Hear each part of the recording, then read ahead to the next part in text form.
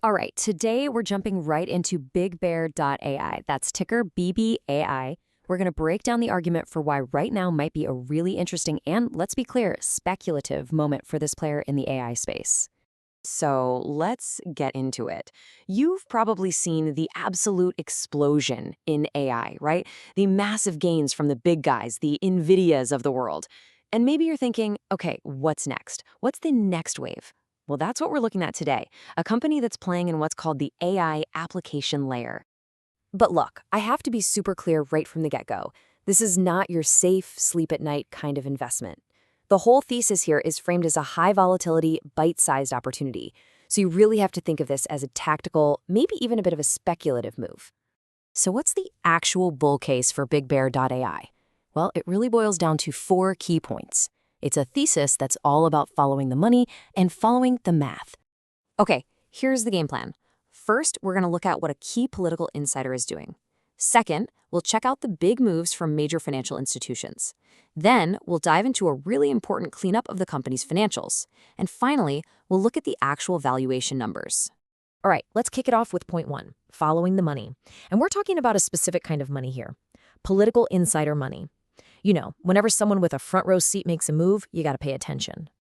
And this is a perfect example. We're talking about Representative Lisa McClain, who recently bought up some shares in the company. Now, the really interesting part here is her role. See, she sits on the House Armed Services Committee.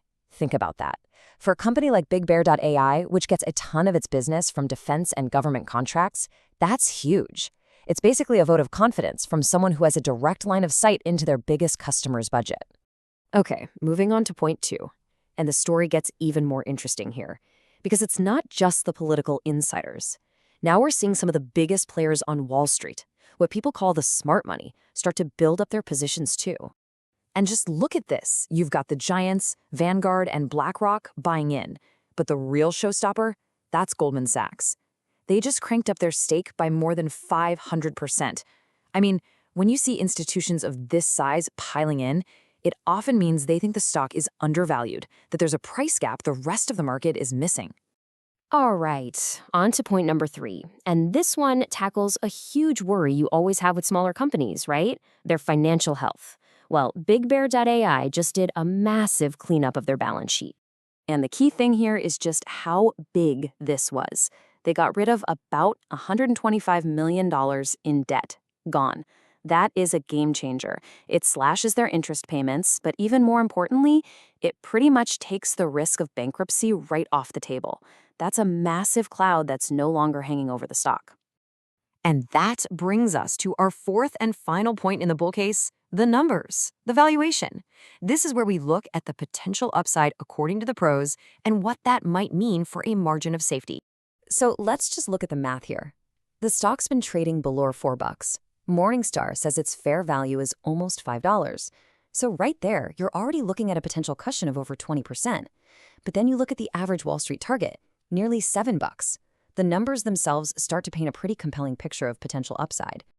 Okay, so we've got these 4 points lined up.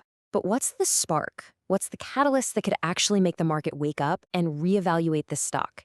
Well, it all hinges on a really important pivot the company is making in its business model. And this right here tells the whole story. You've got the old BigBear.ai on one side, lower margin, one-off consulting projects. And on the other side, you have the new BigBear.ai. This is all about high-margin, recurring revenue from their software platform Ask Sage. We're talking a total shift to a SaaS model. And this Ask Sage platform, it's not just some plan on a whiteboard. This is the real deal. They bought it for $250 million. It's already in the hands of thousands of government users, and it's already generating around $25 million a year in recurring revenue. This thing is the engine that's supposed to drive this whole transformation. So all of this builds up to what really feels like a make-or-break moment. The debt deal, that's done. The stock price, it's sitting right on a critical support level. And now, everything comes down to their next earnings call on March 2nd. That's the moment of truth. That's when they have to show the world that this pivot to a high-margin business is actually working. Okay, so with all this positive stuff, it'd be really easy to get carried away, right? But we've got to be balanced here. We have to flip the coin over and look at the risks, the red flags. Which leads to the big question, doesn't it? After laying out this whole bull case, does that mean this thing is a guaranteed home run? Well, the answer is a pretty blunt, not so fast. Remember, there's a reason we keep calling this a speculative play. And here are the reasons why. First off, the company is still losing money. That debt swap, great for their books, but it also meant issuing more shares, which can put a lid on the stock price. And at the end of the day, everything, and I mean everything, depends on whether they can execute. They have to nail the Ask Sage integration, and they have to make sure those big army contracts don't dry up. These are some serious hurdles. So, where does that leave us? What's the big takeaway here? Let's try to wrap this all up. I think it's worth circling back to something we said right at the start because it really sums up the whole approach here. This is not a bet the farm kind of situation. Far from it.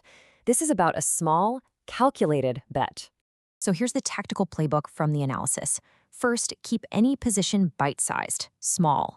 Second, you have to watch that $3.80 price level like a hawk. If it breaks below that, it could be a major warning sign. And maybe most important of all, you have to treat this as a tactical piece of your portfolio, not a core holding. It's a satellite, not the sun. And all this really leaves us with a much bigger question for our own investment strategies, doesn't it? As this whole AI revolution plays out, are you just betting on the giants, the huge established players? Or do you think there's a place for these smaller, more specialized, and riskier companies that are battling it out in the trenches of the application layer?